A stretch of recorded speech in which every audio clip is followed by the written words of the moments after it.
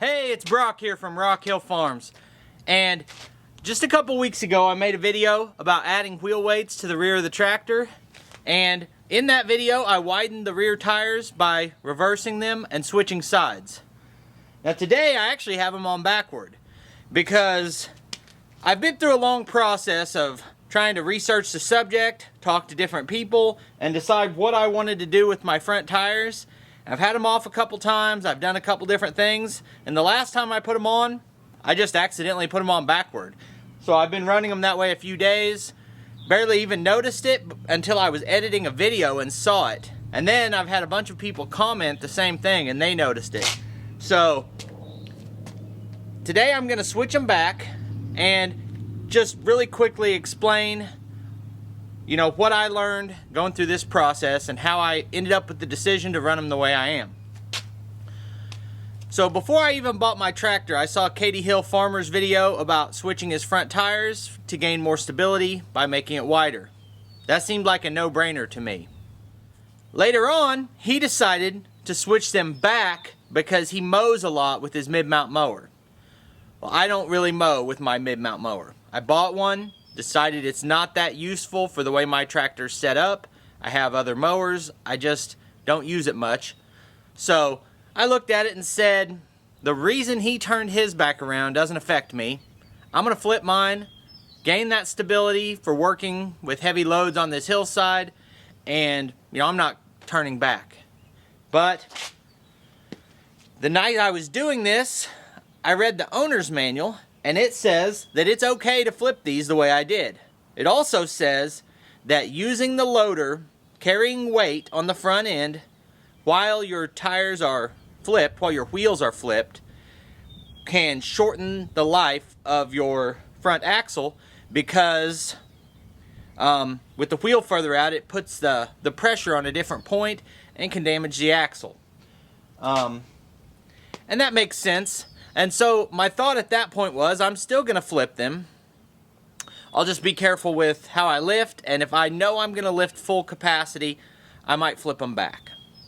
But I lift full capacity all the time. And another factor, when that owner's manual was written, my loader didn't exist. This is the mechanical self-leveling loader, and it'll lift at 300 or 400 pounds more than the standard loader. And so whatever concerns John Deere had about the front axle are higher with mine than they were when they wrote the manual. So I decided to flip mine back around. In the process of reading the forums and Facebook groups and talking to some people, I got interested in adding a little bit of weight to the front. I've added 1,000 pounds to my rear axle.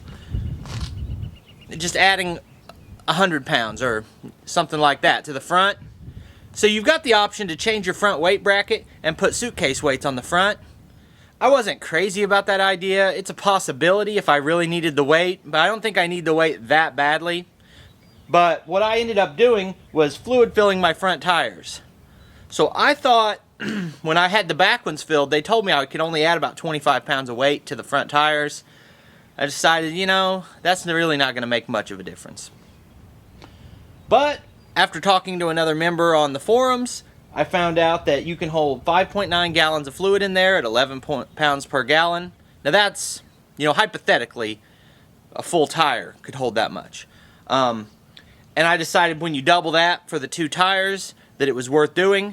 Plus it doesn't cost much of anything. So that's when I took them off the second time, put them on backward.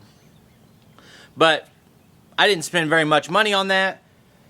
And I added 50 pounds per tire. I put them on the scale up here and weighed them. I think this weighed 43 pounds empty and 91 pounds full. So I added 48 pounds of weight to each front tire. Means I've gained 96 total pounds on the front end. And, if you watch this channel, you know that I work on a hillside all the time. And I max out my loader lift capacity all the time. And for instance, I take routinely 1,100 pounds of plywood, which isn't max capacity, but it's spread 8 foot wide, 4 feet out from the fork backrest. And I take that 1,100 pounds, I drive it around this corner on a hillside and turn, and then I turn again to go into the shop with that weight. So that's just one example of wanting to be as loaded and stable as I can be. Another concern besides the fact that this axle can be damaged by having the wheels further out is I found out that you don't actually gain much in stability because it's a pivoting front axle. So whenever I lifted the tractor up in the air, I took this wheel off, the axle went like that.